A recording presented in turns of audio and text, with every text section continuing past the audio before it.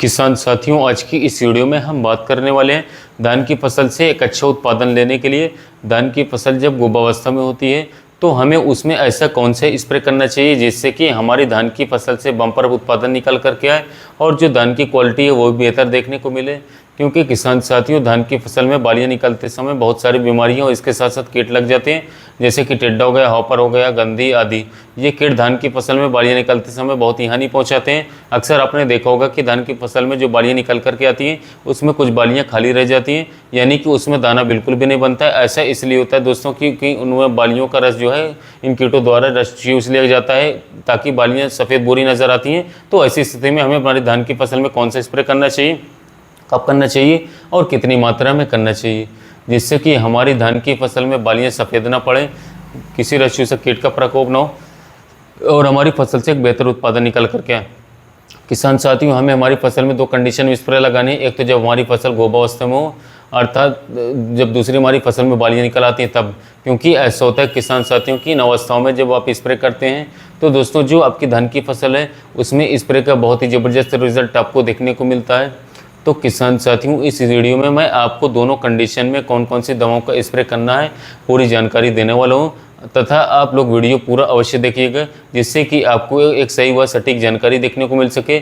तो किसान साथियों, सबसे पहले तो हम बात कर रहे थे कि जब हमारी फसल गोप की अवस्था में होती है तब हमें कौन सा स्प्रे करना चाहिए। तो साथियों, इस समय पर मार्केट से जो दवाएँ आपको लेकर के आनी है वो सतुथैमेथोक्सोम 25% एफएस वाला 100 ग्राम प्रति एकड़ के हिसाब से ले सकते हैं। इसके साथ आपको ऐड करना होगा इमेक्टिन बेंजोएट जो हमारा आता है, इसकी भी मात्रा आप 100 ग्राम मात्रा प्रति एकड़ के हिसाब से साथियों ले सकते हैं। इनके साथ साथ आपको एक फर्टिलाइज़र को ऐड करना होगा दोस्तों। फर्टिलाइज़र के रूप में आप जो है NPK 0/34 का इस्तेमाल कर सकते हैं, काफ़ी बेस्ट रहेगा। क्योंकि NPK 0/34 में फास्फोरस और पोटाश की मात्रा काफ़ी अच्छी तरीके से होती है और इस समय पर हमारी फसल के लिए सबसे अधिक फास्फोरस और पोटाश की आवश्यकता रहती है। क्योंकि फास्फोरस और पोटाश की पूर्ति साथियों धान की फसल में पौधे में हो जाती है तो पौधे से निकलने वाली जो बालियाँ हैं वो एकदम से स्वस्थ और ठोस और लंबी होकर के निकलती हैं और धान की फसल की जो क्वालिटी है वो भी आपको बेहतर देखने को मिलती है। NPK 0/34 की मात्रा की अगर बात करें तो दोस्तों इसकी 1 किलोग्राम मात्रा प्रति एकड़ के हिसाब से आपको लेनी होगी। तथा इसके साथ तीसरा जो आपको ऐड करना चाहती हूँ वो है आपको बोरोन। 20% वाली बोरोन की 100 से 150 ग्राम मात्रा प्रति एकड़ के हिसाब से साथियों आपको लेना होगा। इन तीनों दवाओं को आपस में अच्छी तरीके से घोल बना करके आपने धान की फसल में गोप की अवस्था पर स्प्रे करना होगा। दोस्तों किसान साथियों, घोल बनाते समय एक बात का ध्यान विशेष रखिएगा कि आपको NPK 0/34 का घोल जो है अलग घोल तैयार करना है अलग बर्तन में। इसे किसी भी कीटनाशक या बोरोन के साथ मिक्स घोल बिल्कुल भी नहीं बनाना है, सभी दवाओं को अलग अलग घोलना है। क्योंकि अगर इसे अन्य दवाओं के साथ मिलाकर के घोल तैयार करते हैं तो अन्य दवाओं के खराब होने की संभावना 100% रहेगी। तथा आपको NPK 0/34 का घोल जो है अलग तैयार करना होगा।